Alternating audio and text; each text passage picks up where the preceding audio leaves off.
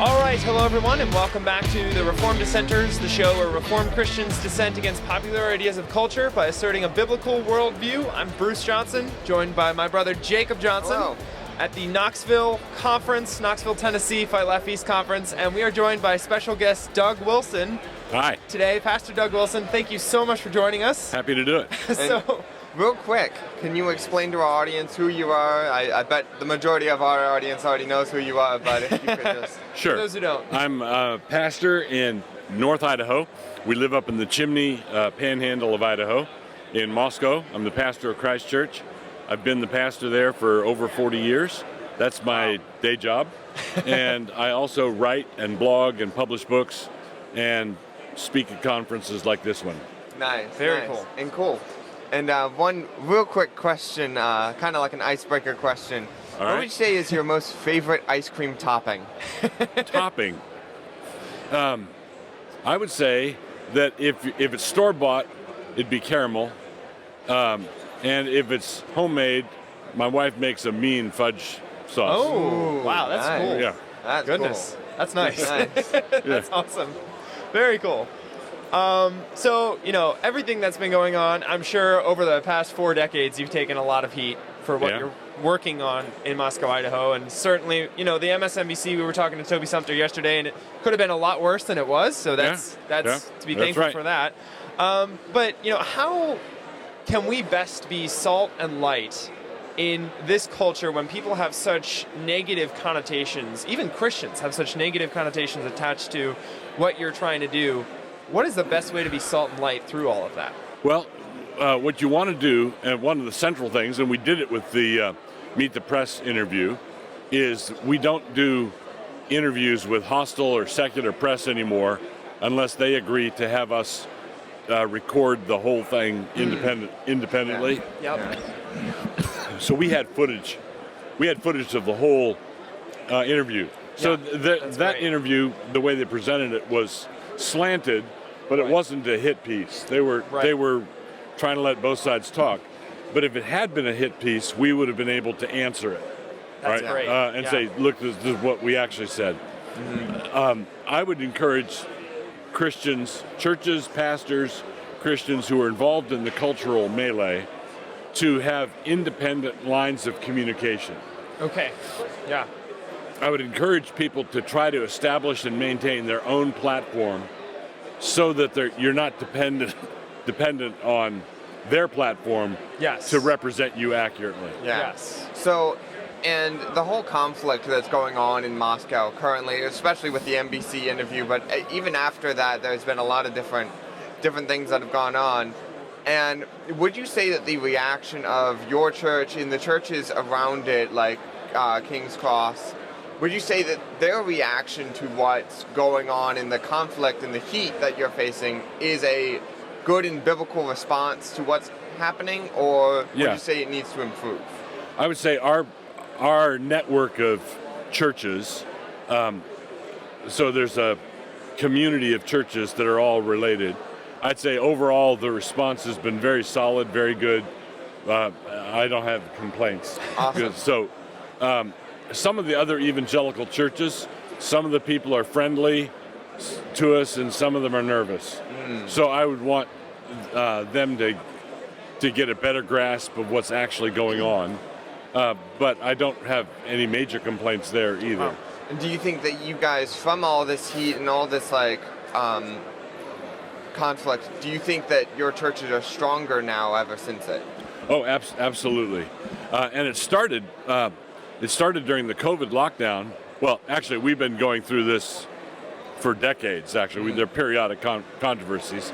But where it got down to the level of the average parishioner, lockdown and the masking orders, a lot of our women, we didn't, by and large, we didn't conform to so our women who had to go grocery shopping every week, we had to go into grocery stores without a mask. And that's great. And so it was practice on street level confrontation Right. Yeah. on this issue. Yeah. And so it really toughened everybody up. That's Awesome. great. Yeah, we encountered the same thing, but we're from Pennsylvania originally, and so yeah, we encountered so much of that. We were some of the only people going into stores without face diapers on and all of that. Right. Yeah, it's pretty crazy. So again, you've been working for like at least 4 decades in the Moscow, Idaho area, and as good post-millennialists, we always like to look for positive. We look for development. What would you say are some of the areas you've seen the most amount of progress over the past 4 decades in the Moscow, Idaho area, and maybe across the country as a result of what you've been doing? Yeah, the most visible progress is that we have seen a genuine functioning community start to take shape with educational institutions, kindergarten through graduate school, entrepreneurs, businesses, different congregations. So we really have an alternative economy, not just an alternative community, right, but an alternative economy. Which is Andrew Torba's goal and what he's always pushing for with Gab. And and so I'm seeing that start to take shape. That's great. And we now know what it looks like. Yeah, well, that's very cool. That's very cool. So, so I always like to ask, what's one book that you would recommend people buy today besides the Bible? What's the top book? Okay, I would say, and that's hard. Hard to just pick that's one, right? hard to just pick one. I would say if you had to limit it to just one, I would say That Hideous Strength by C.S. Lewis. Okay. Yeah. If you said, what about nonfiction? That's a fictional book. What about nonfiction? I would say Idols for Destruction by Herbert Schlossberg. Okay. And what is that book about? That's basically dissects the idols of the modern world. Okay. Idols of nature, idols of history. That sounds highly practical. Yeah, it's very, very good. That's great. Wow. Okay. Cool. Okay, I'm hogging all the questions here, but I've got so many. So, we're both single. We're both young adults. What are some of the best ways for single young adults to get involved in kingdom work? So many of the resources and people we talk to today, homeschooling is one of the best ways to do that for families. Looking at the whole Kuyperian view of the kingdom and the sphere of sovereignty, family is the building block of society. But for those of us who aren't there yet, what can we be doing to prepare for that? So I would say there's 2 fronts or 2 levels. One is you should be simultaneously preparing for the time when you are married and do have a family. And I tell young men to become the kind of man that the kind of woman you would want to marry would want to marry. Yeah. Right. So, but fortunately, that maps onto the other one, where you are giving yourself to kingdom work, because the kind of woman you want to marry is going to want to marry someone who's productive and useful and hardworking, who gives himself to understands the mission and gives himself to the mission. Okay. So. Yeah. Find your gifts and all in. That's great. Very cool. We've in our areas, we're in areas where there are no Presbyterian churches that are kingdom oriented. It's really hard to find good, solid churches. So we're both Presbyterian, but we're both in Baptist churches. I'm a member of the SBC now and transferred in. And how do we have relationships and work with brothers and sisters in Christ who are maybe pre-mill, who are not Paedo-Baptist, and how do you build the kingdom with them when they want to work for the kingdom, but they don't want to do it quite the same way we do? They don't have that same goal. Right. So if you're too aggressive with those things, you're just going to become a nuisance. On the one hand. I would say find something that Baptists and Presbyterians can agree on. Right? Common ground. Some common ground mission. Let's say there's some local political thing or some school board levy or something where Baptist homeschoolers and Presbyterians could agree and get in the trenches together with them, such that after a year or so of that, they trust you and you can maybe talk about some things Yeah. instead of hauling out your brochure right after right after you meet them. Yeah, that's good advice. Yeah, that makes a lot of sense. So totally switching topics here since we have you. Okay. So you started Logos School, right? I did, yes. Moscow, Idaho. Yes. Quite a few years ago. Yeah, it was early 1980s. Okay. Wow. Yeah. That's a good bit Crazy. of time now. That's like 20 years before I was born. That's really cool. So what was one of the hardest things that you struggled with when you were trying to get that started? And what were your motivations behind it that kind of drove you to push through some of those challenges? So the central motivation was wanting our children to get the kind of education that neither Nancy nor I had. So we got involved in the whole thing as involved and concerned parents. That was our motivation. The biggest challenge was learning how to balance it financially. Okay. Right. Because on the one hand, you didn't want to charge tuition at rates that made it a prep school for rich kids. Yeah. At the same time, you didn't want to charge so little that your teachers are living on starvation wages. Right. Finding that sweet spot took a number of years. Okay. Yeah. And that was probably the biggest practical problem. Okay. So you weren't really facing at that time as much of a cultural battle, at least them, attacking you for starting something like that, as you would today. I saw some of this stuff coming, Okay, but it wasn't here yet. Right. Yeah. That's really interesting. Yeah, and we talk all the time. We use your phrase "evangelifish."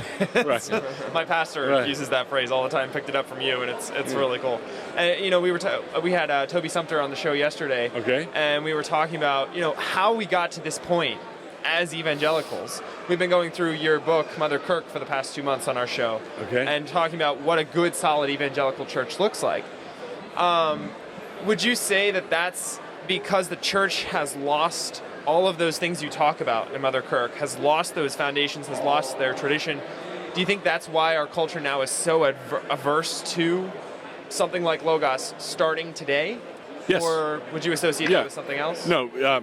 Francis Schaeffer once said that Christians are used to thinking in bits and pieces instead of thinking in terms of wholes. And that's what a biblical worldview is, where you take all the world into account, not just this little snippet or that little snippet. Yes. Yeah. We went through Raymond Simmons' Confessional County, and that was a huge part of that. Yeah. Comprehensive Christianity. Wow. Well, thank you so much for joining us. You're Don't very want to take welcome. up too much more of your time, but appreciate it. Yeah, we really Pleasure. appreciate it. Yeah, this All was right. great. Great. Thanks Thank you. so much. Thank you.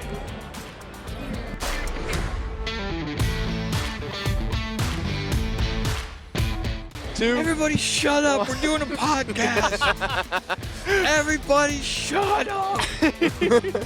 Hello, everyone, and welcome back to the Reformed Dissenters, the show where Reformed Christians dissent against popular ideas of culture by asserting a biblical worldview. My name is Bruce Johnson. I'm joined, as always, by my brother, Jacob Hello. Johnson. And we have special guest comedian John Branyan. You guys are brothers? I didn't know that. I didn't tell you that? No, It's not part I of the. didn't know that. Yeah, we're brothers. All right. I know the red hair throws everybody these off. Things So. they like to flip around. They do, So it so you always never lands know. on this, Just hold and it no up one can and- ever see our names. I wonder what that means. So you have a podcast, I do have a podcast. and it's the. But that's enough about me, Bruce. Let's talk about you guys. Wait a minute, we got I only 15 minutes here. Hold I on only a do minute. one podcast a week, and you guys do 3. No, 3 episodes. Three episodes. episodes. I don't know if I could handle 3 whole podcasts. I'm barely handling 3 whole No, episodes. that's so true. Well, Yeah. 3 episodes though. I only do 1 episode of one. Yeah, but it's like podcast. an hour and a half, hour No, long. It's like 45 minutes. 45 minutes. Yeah. Okay. Which is Well, don't get me started on 45 minutes. But Yeah. yeah. Well, it's a great show, and you do it with your daughter, I right? do it with my daughter, my eldest Yeah. daughter. Well, it's really Amanda. cool. So, you've been a Christian comedian, Mm-hmm. which I mean, honestly, those are so few and far Yeah, between. It's crazy. It- It it- sounds Yeah. crazy when you say it, Bruce. It sounds better when So- I say it. So, how long have you been a comedian? I've been a comedian since November of 1990, Wow. which that got was it down to probably the 10 month. years before you were born. Actually, what? Wow, you're good. You're a good age estimator All there. right, Wow, we're done nice. here. And, I've been a comedian for that long, and Wow. I was a Christian forever. I don't remember not being a Christian. So. Wow, that's wonderful. Yeah. That's wonderful. So So- you have. Before Bruce goes too Yeah, I far, like he to dive likes into doing this, where he I have a likes to go problem. into questions before we actually figure out who you are. And so I think Well, think that's it's, how you figure out who I am, is you ask me questions. that is Yeah, so it's fair. true, That's and fair. we have found that a good bit. Jacob has but better questions. yeah, exactly. Jacob has better questions than Yeah. Bruce. Well, good, nice, fun questions. It would. Okay, so you're but, going to ask me some boring, dumb questions first? No. I'm gonna ask the fun I'm the questions. boring, He's dumb the boring one. Oh, I Yeah, that's see. me over Okay. here. Boring dumb question guy. That's All right, But- well, let's talk to Jacob. So first of all, let's start out. Can you explain to the audience who you are, what you do, and some interesting things about 5 yourself? seconds or less. No. No. Yeah, I think Bruce already said my name's John Branyan. I am a stand-up comedian by trade. That's one of the things that I do. Okay. And I have also raised 4 children. Wow, And, congratulations. now I have That's 9 wonderful. grandchildren. Wow. And I was an elder at my church. Could you hold the mic just a bit higher? I was Sorry. an elder at my. I'm going to be. My lips are going to be touching the top of this microphone. Here, let me turn it up just a bit then. Here we go. All right, go ahead. Or is it better now? Yeah, I think how so. can you tell? Oh, you're That's looking pretty- at a I'm thing looking, over I'm there. looking down here, yeah. All right. So you were an elder at your church? I'm not used to people telling me to talk louder. It's usually it's like you're clipping and you need to calm right. down. Yeah, we don't have the fancy It's normally what technology yet. So. So yeah, and mostly I'm just a guy who believes in Jesus like all of the rest of you. I just happen to get up on stage and tell jokes every once in a while. Yeah, And nice. so yeah, we're all on the same team. Yeah, So, right. Well, that's good to know. an important question, and I think this is a question that'll solve all the problems in the universe. Do you finally. like? Yeah, exactly. So, do you like spicy foods or mild foods? Oh, well, when you say spicy, what do you mean like ketchup or ghost peppers? 'Cause Ghost there's peppers. there's a Opposite of whole spicy. range. I'm not a spicy food guy. Okay. Would you like eat hot wings? Well, it depends on how hot. Yeah, Everything's that a is so degree, true. but Yeah. I don't think it's fun to wound myself eating food. I know that there are some people that's their idea of a good time. Let's see how See, hot. that's why I don't like eating crabs. Yeah. Because crabs are like you're cutting yourself trying to get into this thing Yeah. that has this much meat.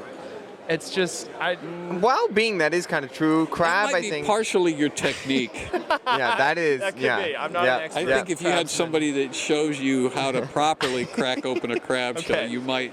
and you think I know? My cut mom yourself. is from Maryland, and so that's like the Yeah, crab I would expect state. her to know. We I don't just know. you can't find real crabs in Pennsylvania. It's No, just not no, physically yeah. possible. So Yeah. Well, they have artificial crab meat. they do. They Yeah. have to spell it with a Store, K which for is- legal reasons. But that it's just fish, right? I mean, you can't make an. I have no there's no idea. such thing as artificial crab. It's got to be something else. It's not. I'd rather Styrofoam. not know, actually. Styrofoam, I think. there's I no don't know. artificial crab fishermen out there risking their lives to bring in the. Oh, artificial catch crab. of the day. Oh, we got imitation crab this Yeah, right, time. right, right, Oh, look at okay. that. This One of looks the like a crab. invitations. That's not a crab. That's a halibut with pinchers. with pinchers, pinchers. right? Yeah. Really long whiskers. Like. Yeah, yeah.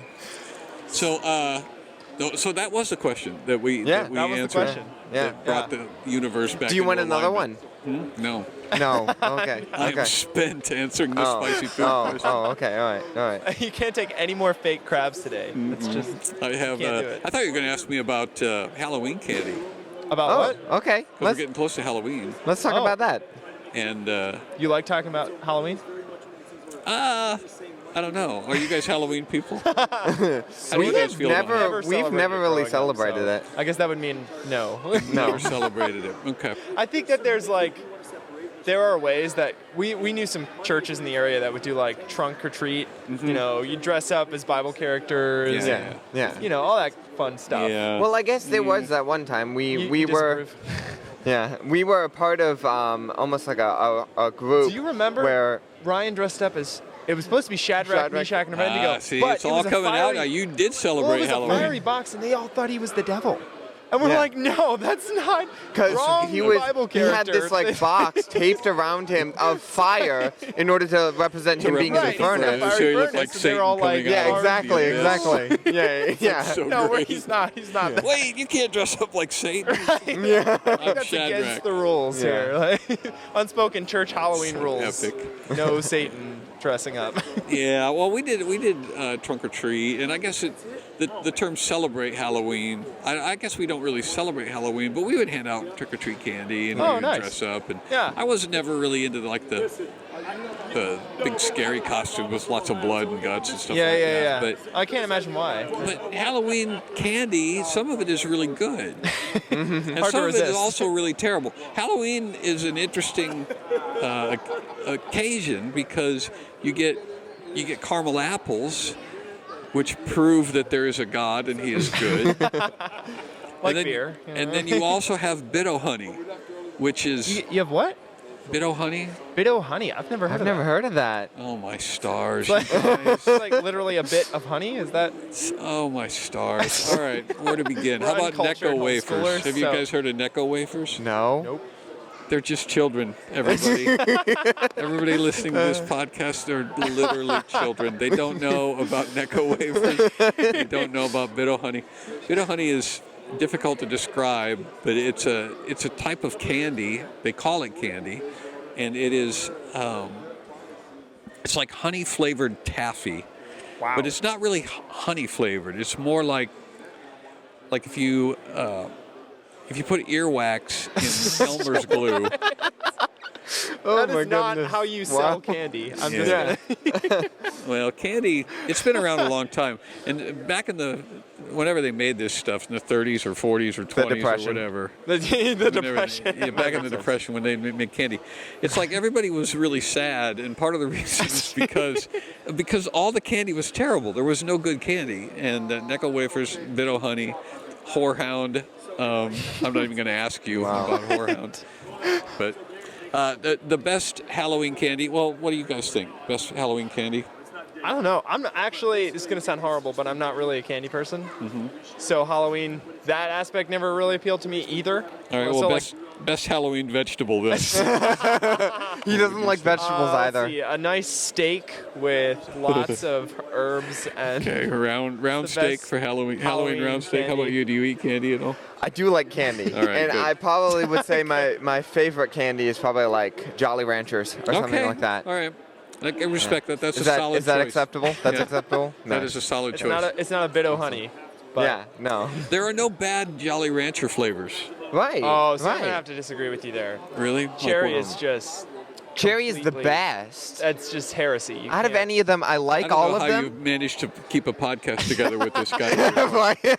He doesn't Well, like cherry I Jolly like- Ranchers. I like all of them, but if I was to like pick out each one, like if I look at the actual flavors, I'll say, okay, leave this one aside for a 2nd. Mm-hmm. I found a cherry. I'm gonna eat this one first. Would you? Yes. Which, Yes. wow. Because you eat the best flavors first, or, That- or do you ooh. save them He for just the? wants to make me mad. I see how Because this. what I do, like if I get to a strawberry starburst, you're eating the whole row of strawberry. You got to go through the lemon ones because they put them in there because it's the only way to get rid of them. Yeah. Yeah. Get rid of But you get to a lemon one and you're like, oh, here's a lemon one. But Right. right behind it is a strawberry one. You're like, ooh, the strawberry is the best. I'm going to go ahead and eat this lemon one first. And the whole time that I'm choking down the lemon one, I'm thinking, yeah, but my that favorite strawberry one. one Yeah, is but coming that's next. strawberry. Yeah, yeah. Goodness. Right. So when it actually comes to Starbursts, I will do that. But I don't know why. With Jolly Ranchers, it's just the complete opposite. I always eat the best first. You eat the best one and save the worst for last. Well, that is what happens with jelly beans at Easter time. Now I know we're switching holidays here, but at Easter time,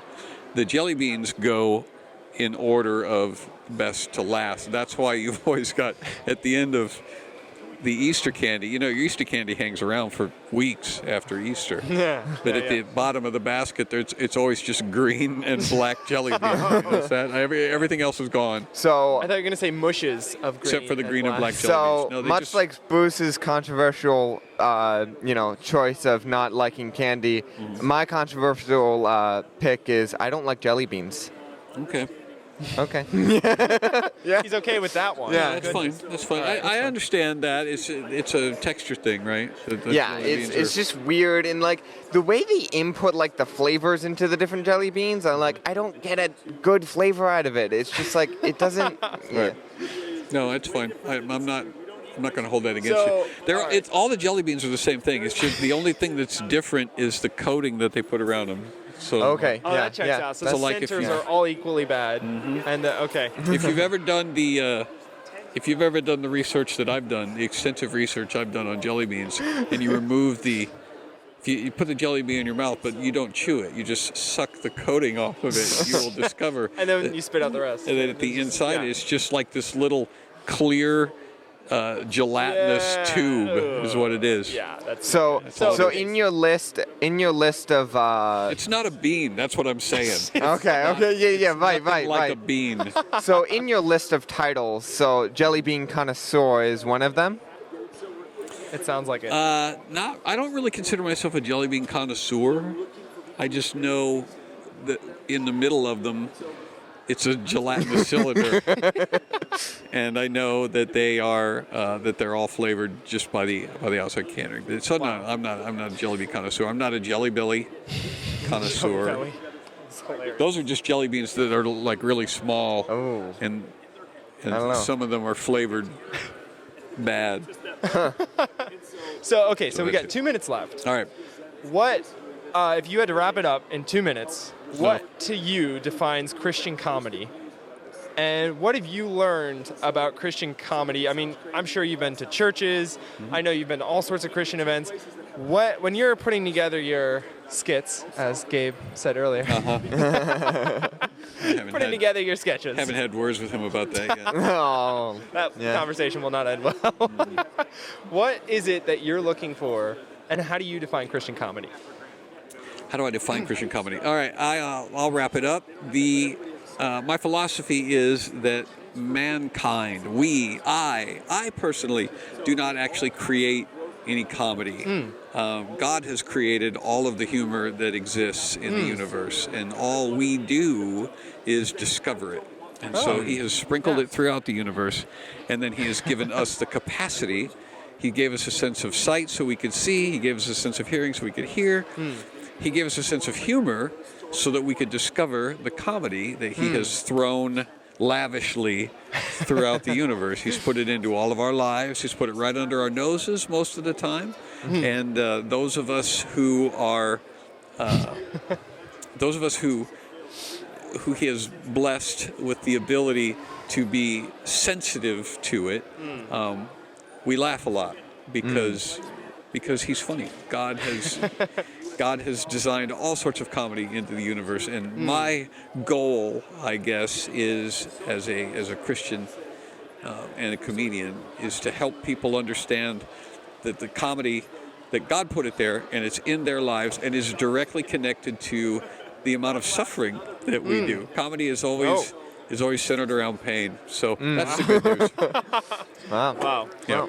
Well, John, thank you so much for joining us. This is my pleasure. This was is great. Yeah, yeah. Hey, guys. And I'd encourage Thanks for letting me hold this microphone right up a to your millionth mouth, of an inch away from my face for the last 15 minutes. Well, you did great, and all the levels are awesome. So, and we'd encourage all our listeners, check out The Comedian Next Door. Comedian Next Door. And you're on the FLF network. I'm on FLF network. Nice. Yep. Where right else next door. can they find you? Where should they go? Where would you direct them?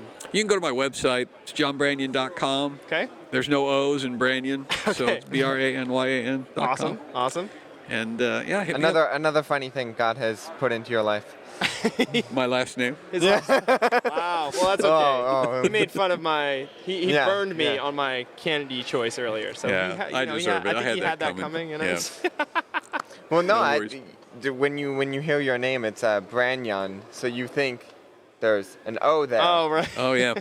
My name was misspelled on the marquee at the comedy club. My home my comedy goodness, club, really? like, they never got it right. It Wow. was always Jean Branyan, and I never corrected them. But yeah, That's it was funny. totally wrong. Well, thank you again so much, and definitely check pleasure. out his podcast. And yeah, thanks again. Absolutely. See you guys. Awesome. See ya. Thanks so much for watching or listening to this episode. Don't forget to like and share it if you enjoyed it. Tomorrow, we wrap up interview week with a Johnson family fireside chat where we share our thoughts on day 2 at the FLF conference in Knoxville, Tennessee. And remember, everyone, in all that you do, do it as unto the Lord.